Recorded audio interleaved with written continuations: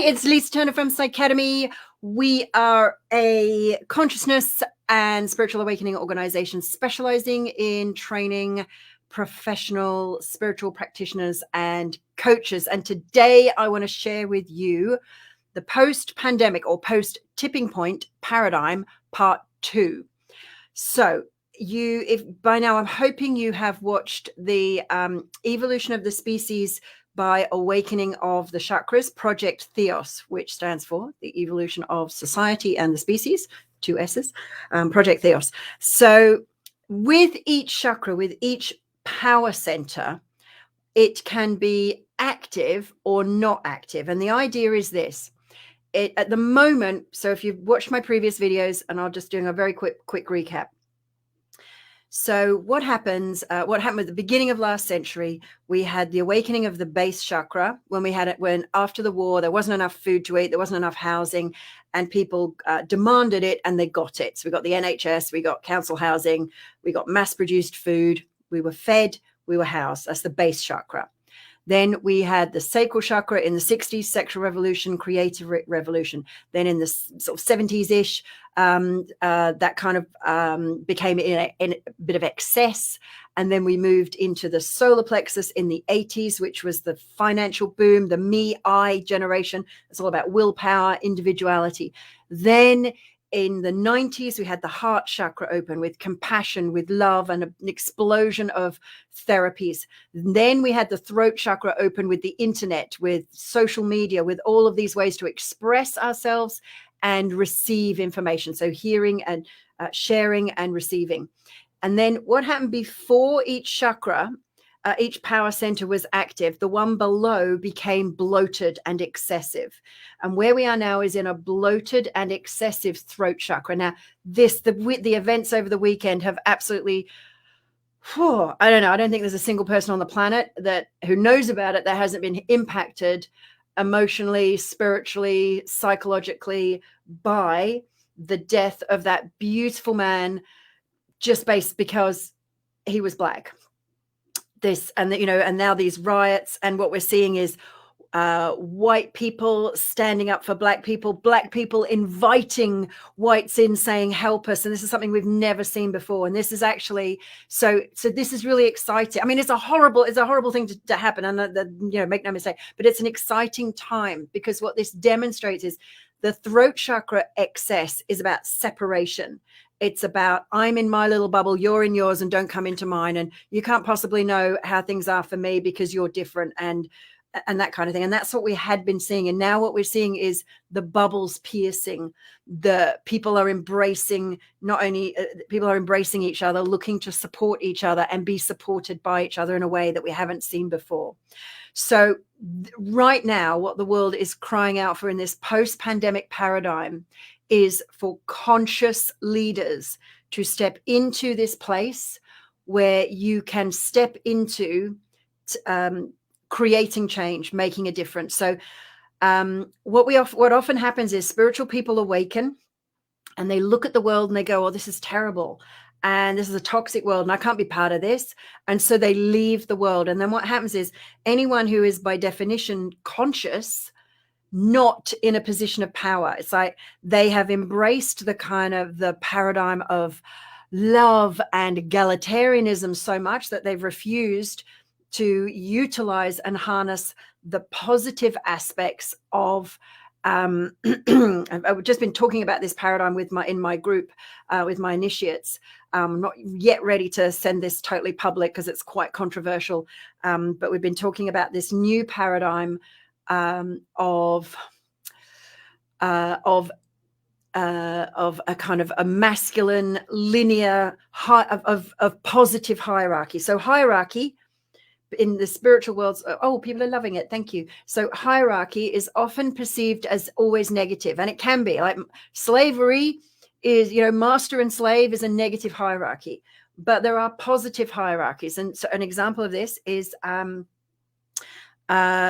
one person might be more skilled in an area than another. And, and when you refuse, so what you have is some people refusing to acknowledge or accept or use the hierarchy and saying, we're all the same, nobody's different. And this is where you get, and we had on my last Facebook Live, some people saying, you know, well, because I was talking about conspiracy theories.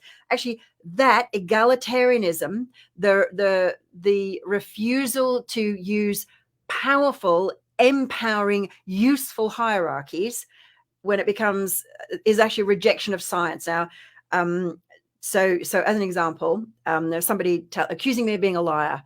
And it's like, look, I'd find it quite hard to offend me, but that wasn't what the discussion was about. The discussion wasn't about this conspiracy theory is true and this one is false. No, it wasn't about that.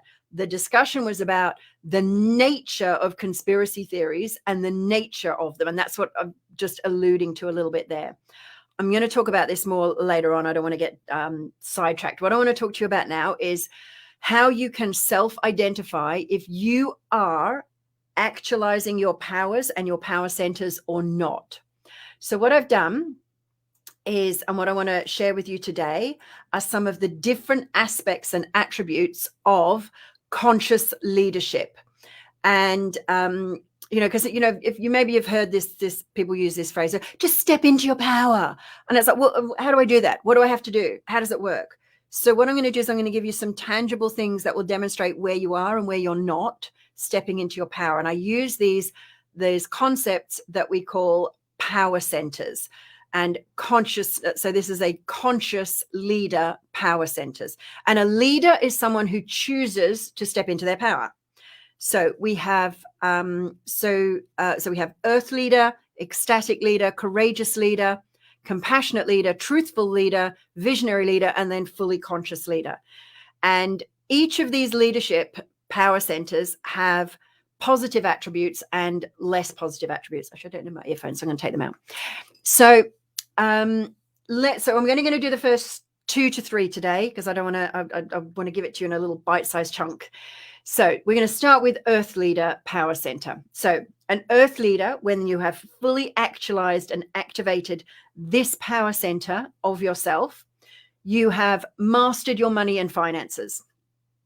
You're practical, you're grounded, you're able to take action. You're able to get things done. You're physically healthy, strong, and vibrant. And that doesn't mean you conform to some, you know, like, oh, you're a size, whatever is supposed to be the norm. It's like, no, you're healthy for you. You never poison yourself, and you never poison or physically harm the environment. And that for a long time, there's been this paradigm where you have to sacrifice your own needs in order to save the environment, or you have to pollute the environment or I was going to say rape the environment. That's a bit strong term, but you have to deplete the environment so that your needs get met. And an Earth Leader is able to balance those. In terms of how you work, you're likely to work one-to-one or in very small groups. You are very good at the detail and you're very practical. This is an Earth Leader. Most likely to say words like, how can I support you? Let me help. Now, Mother Teresa is probably an example of a really active Earth Leader power center. She always talked about, when I look at the one, I act. When I think about the many, I don't know where to, I don't act because it's just overwhelming. Now, the challenge is that, I'm just going to get this. So actually, you know what I'm going to go through all the empowered ones first. That's what I'm going to do. So this is the active state of all of the power centers. That's what we'll do today. So then you move into ecstatic leader. So an ecstatic leader is friendly and optimistic. They're magnetic and attractive. And that doesn't mean they conform to some physical idea of beauty. By the way, if you have any comments and if you're getting this, do let me know and share more about this. They're flexible, they're adaptable, they're fun, they're creative, they have a great sense of humor, and they're sensitive and they're seductive, but kind of in a good way. It's like you just want to work with this person. You just want to be around them because they're so much fun. They're most likely to say, shall we have some fun? And an example of an ecstatic leader, somebody who's embodying that, probably be Barack Obama. He knew how to have fun, right? So is this making sense? Let me know. Post in the comments. I'd love to know.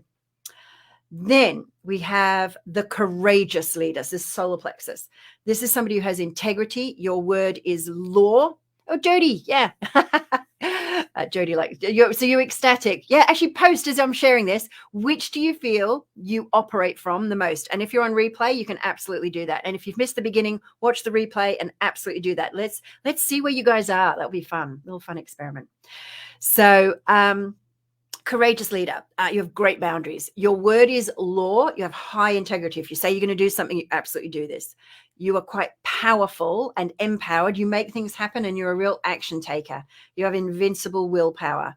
And you also have a very powerful, positive self-image. You know who you are and you enjoy challenges and you take a few little risks. Now, an example. So one of the things that a courageous leader is most likely to say is, let's do it.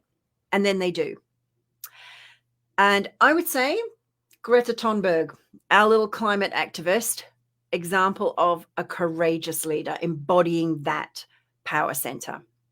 Then we have compassionate leader. So compassionate leader, they will go for win-win, the highest good of all, unconditional love. They don't love you because you're a nice person or you're good or whatever. They just love you. They just love you. They don't love you because you've given them stuff. They just love you.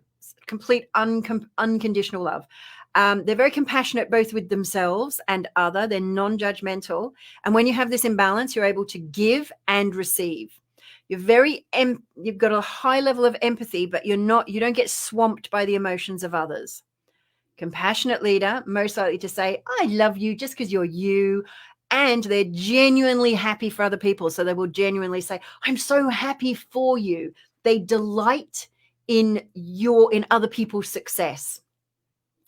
And I would say Jacinda Ardern, Prime Minister of New Zealand, I reckon she's a compassionate leader. And by the way, if you can think of anyone else that embodies any of these qualities, let me know. Just post in the comments because this is an exciting model, I think. And by the way, this is a model. I have no idea if this is the truth, which brings me to Truthful Power Center, Truthful Leader Power Center. This is a model, which it seems to work. So truthful leader always speaks the truth. They're influential. When you talk, people listen. They're a powerful orator, communicate eloquently, and they question the facts to find the truth. So they'll ask a ton of questions, and they don't mean anything meanly or rudely. They're just trying to find the deeper meaning. They hear the unspoken truth behind the fake news.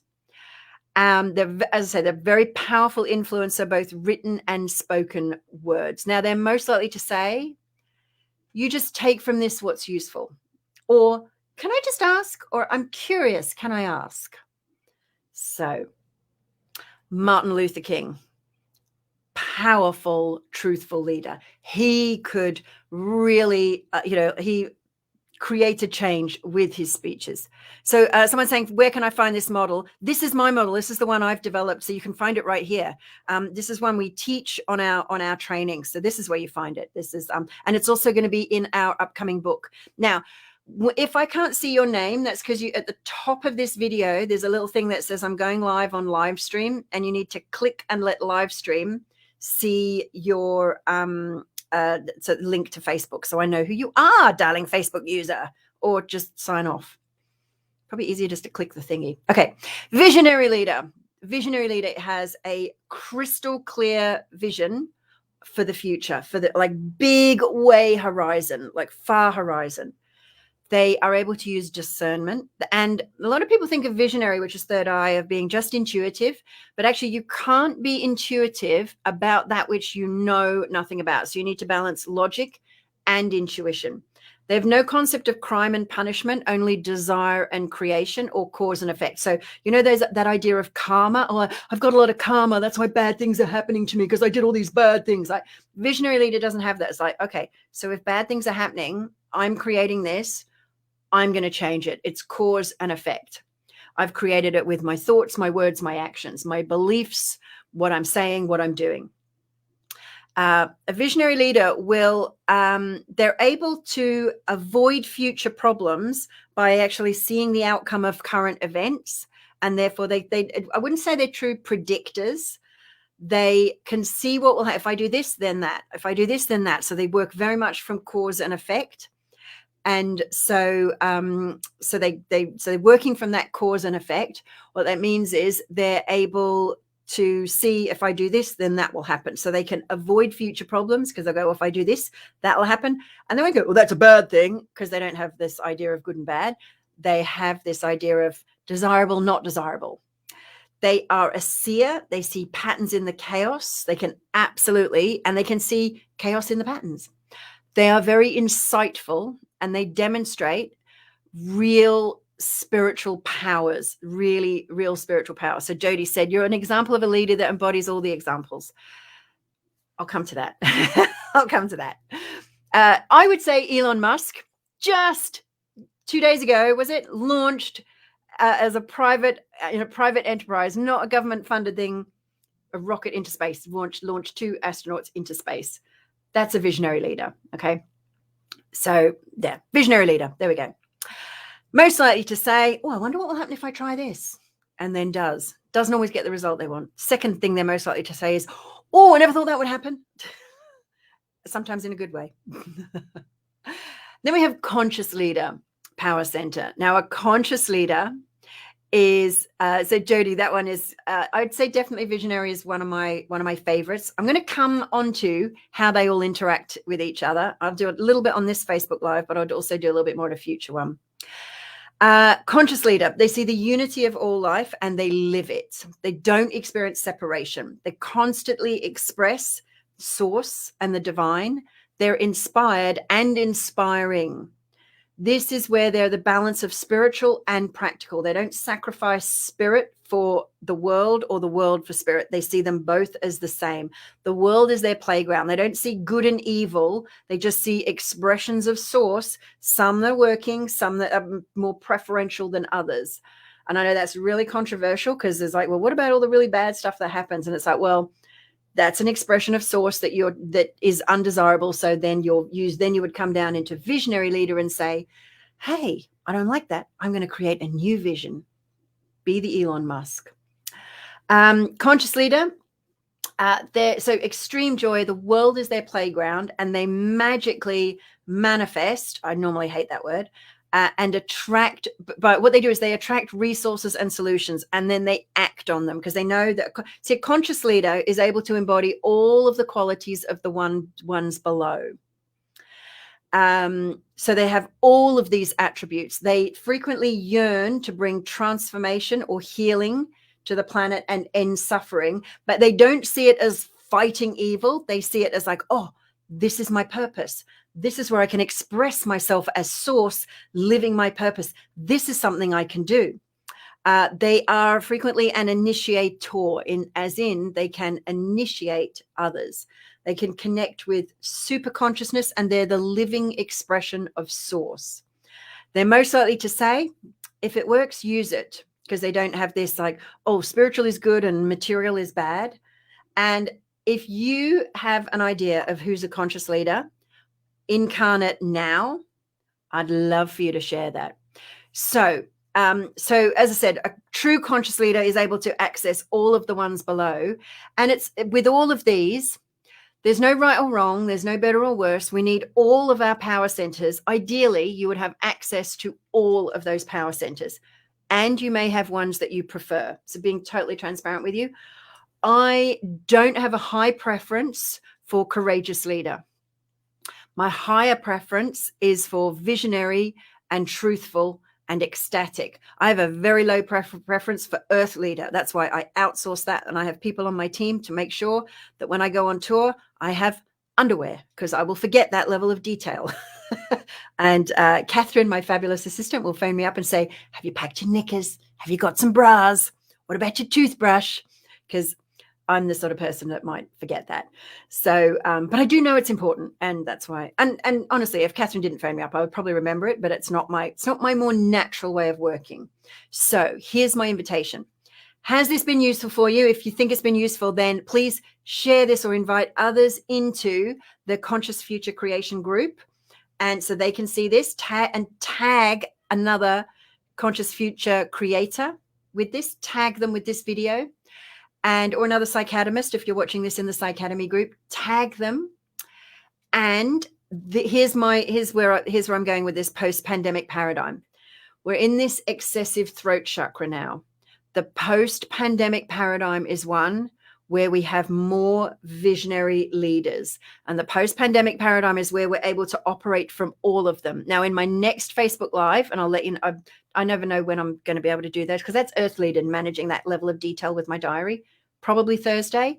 I'll do another one, but it might be next week. Probably Thursday. What we'll look at where you might have them overactive or underactive. For now, which is the leadership power center you tend to operate from more? Which is your preferred? So, hope that's been useful. Hope you liked it. Leadership power centers, post-pandemic paradigm where we actualize all of these. Till next time, lots of love. Bye for now.